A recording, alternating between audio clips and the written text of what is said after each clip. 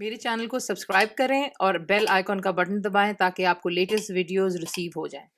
अस्सलाम वालेकुम जी। आज आप लोग बनाने जा रहे हैं एक बहुत ही मज़ेदार वैरायटी स्नैक में समझ लें। क्रिस्पी आलू टिक्की आज बनाएंगे, ठीक है। बिल्कुल उसी की चीज़ आपको बाजार में मिलती है, वही जायका आएगा, वही टेक्सचर होगा इंशाल्लाह। तो सबसे पहला काम जो है, एक बोल लेंगे, उसमें आप डालेंगे उबले हुए आलू।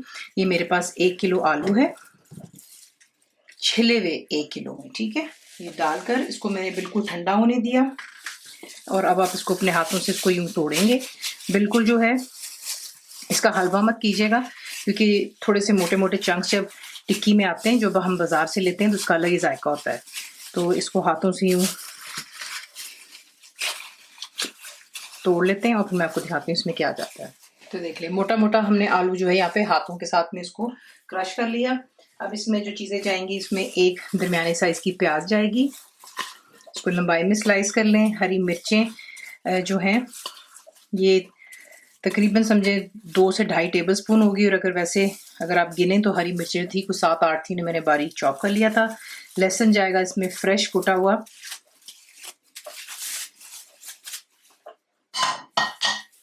और इसमें जाएगा अनारदाना साबुत है आपके पास वो 1 से 1.5 टेबल स्पून डाल दें।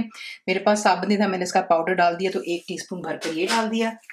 नमक इसमें जाएगा 1 टीस्पून, कुटा हुआ धनिया 1 टीस्पून, जीरा भी इसमें 1 टीस्पून जाएगा, अजवाइन जाएगी इसमें 1 टीस्पून, हल्दी एक खूबसूरत रंग देने के लिए 1/2 टीस्पून है, कुटी हुई लाल मिर्च हम इसमें इस्तेमाल 1 टेबल स्पून, और मेथी इसमें जाएगी 1 टेबल स्पून, पुदीने के पत्ते जाएंगे इसमें आधा कप समझ लें, और हरा धनिया इसमें जाएगा 1 कप। ये तमाम चीज़ें डालकर इसको अच्छे से मिक्स करते हैं।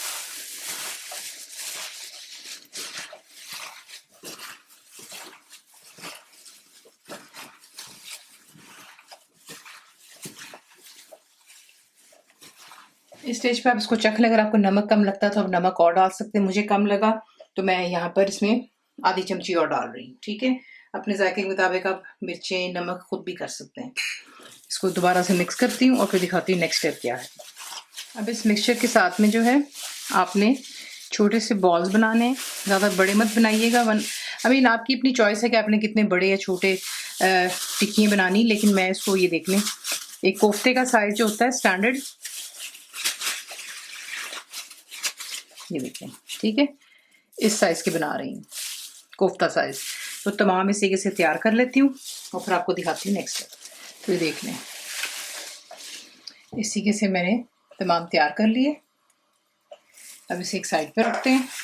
अब हमने इसका बेसन की जो है बनानी है बैटर इसके लिए, तो यहाँ पर 2 कप मेरे पास बेसन है। इसमें आप डालेंगे हल्दी 1/2 टीस्पून, नमक 1/2 टीस्पून, ठीक है। 1 कप पानी डालें और इसको अच्छे से मिक्स करें, कोई लम्स नहीं होने चाहिए बीच में। 1/4 कप, 1/4 कप पानी और जाएगा बीच में, और अब इसको अच्छी तरह आपने बीट करना है और इतने अच्छे से फेंटना है कि इसमें कोई लम्स नहीं होने चाहिए। कम से कम 2-3 मिनट से अच्छी तरह इसको फेंटें। अब आपने क्या करना है, इसको अच्छे से फेंट लिया हमने 3 मिनट के लिए, इसमें कोई लम्स नहीं है। तेल को आपने अच्छे से गर्म कर लेना है। अब आप एक एक कर बॉल्स को उठाएंगे और इसमें डालकर आपने इसको अच्छे से कोट करना है, और एक्स्ट्रा को आपने यूं जो है रिमूव कर देना ऊपर से, ठीक है। यूं आप इसको जो झाड़ते हैं तो ये कि वो एक्स्ट्रा रिमूव हो जाएगा, ज़्यादा थिक इसके ऊपर नहीं होनी चाहिए कोटिंग। तो ये इसका ट्रिक होता है।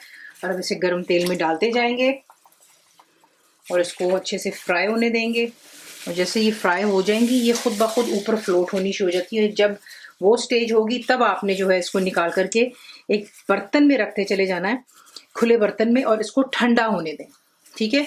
क्रिस्पी जो बनती हैं टिक्कियाँ बाजार में, उसका यही ट्रिक होता है कि पहले उसे डीप फ्राई किया जाता है और फिर उसे शैलो फ्राई करते हैं। वो मैं आपको आगे दिखाऊंगी, लेकिन ये आपको बताना ज़रूरी है कि बैटर को आप जो है अच्छी तरह झाड़ कर डालेंगे। बहुत मोटी तय नहीं होनी चाहिए, आपका जो बैटर है वो मोटा नहीं होना चाहिए ज़्यादा, फिर ये कि आपको प्रॉब्लम होगी, कच्चापन आता है, ठीक है ना। ये छोटे छोटे टिप्स होते हैं जो मैं आपको साथ साथ बताती हूँ ताकि कोई चीज़ ख़राब ना हो। इसी तरह जितनी स्पेस है कढ़ाई में उतने में इसमें डालूंगी और इसको फ्राई होने देती हूँ। जैसे ऊपर फ्लोट होंगे मैं आपको दिखाती हूँ। जब आप इसे बीच में डालते हैं तो आपने स्ट्रेट वे इसमें चमचा नहीं चलाना होता, आपको हमेशा बताया है। थोड़ा वेट करते होते हैं तो कम से कम 1-1.5 मिनट उसको ज़रूर दें ताकि उसकी कोटिंग ऊपर सेटल हो। उसके बाद आप बीच में चमचा चला सकते हैं, उससे पहले मत कीजिएगा। तो देख लें, इसको 1-1.5 मिनट दिया, ये खुद ब खुद फ्राई हो रहा है। अब आप इसमें हल्का सा चमचा यूँ चला लें ताकि ये नीचे से, ऑब्वियसली जब आप इसको डालते हो बेसन लगा तो वो नीचे जाके चिपक जाता है, तो ये जल ना जाए इसका ख्याल रखते हुए अब आप इसमें जो है चमचा चला सकते हैं। देख लें माशाल्लाह इसकी कोटिंग जो भी थी, जितनी भी थी वो वहीं पर है, ये देखें। ठीक है, तो इसको यहाँ पे फ्राई होने देते हैं जब तक ये ऊपर फ्लोट नहीं करता, और मैं फिर आपको दिखाती हूँ नेक्स्ट स्टेप क्या है। इसको देख लें, इसको मैंने यहाँ पर अच्छे से हाई फ्लेम पर 5-6 मिनट के लिए फ्राई होने दिया, और अब ये देखिए माशाल्लाह ठीक है, ये फ्लोट हो रही हैं। इसी किसी ने अब निकालेंगे, और निकाल करके आपने जो है एक खुले बर्तन में इसको रखना है ताकि ये ठंडी हो जाए, क्योंकि इसका जो नेक्स्ट स्टेप है इसके ठंडे होने पर ही होगा। क्योंकि जब आप इसको निकाल करके ठंडा होने देंगे आप देखेंगे कि इसकी ऊपर की जो ये कोटिंग है ये नरम पड़ जाएगी, क्योंकि ऑब्वियसली बीच में जो आलू वगैरह है, ठीक है, उसमें मसाले हैं, वो जब ठंडे होते हैं तो फिर उसकी वजह से बाहर की आउटर जो उसकी कोटिंग है वो भी जो है नरम पड़ जाएगी, और वही जो है हम करना चाह रहे हैं ताकि जो है हम अपना नेक्स्ट स्टेप कर सकें।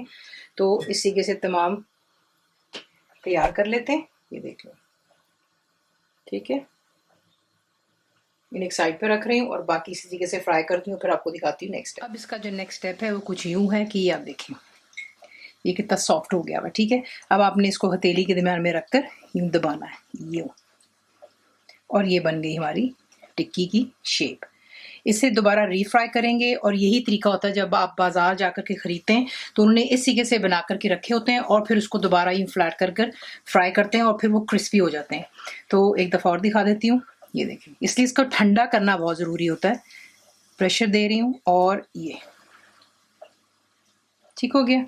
तमाम को इसी तरीके से मैं तैयार करती हूँ पहले, और फिर आपको दिखाती हूँ नेक्स्ट स्टेप। अब नेक्स्ट स्टेप कुछ यूँ होगा, शैलो फ्राई सेकंड स्टेप होता है इसका। आपने तेल को बहुत अच्छे से गर्म कर लेना है, और उसके बाद में ये जो हमारी फ्लैट की हुई टिक्की हैं इन्हें आप इसी के से बीच में अरेंज करते जाएं, और इसको अच्छे से फ्राई होने देंगे इस गर्म तेल में।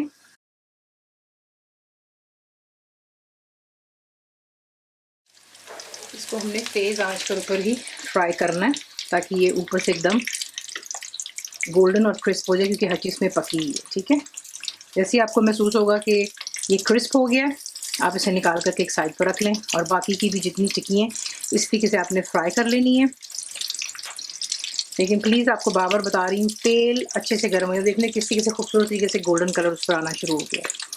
तो इसे मैं यूँ फ्राई करती हूँ, जैसे गोल्डन होंगी इन्हें निकाल लूँगी, और फिर बाकी के बैच को भी फ्राई कर कर आपको उसका जो है रिजल्ट दिखाते हैं।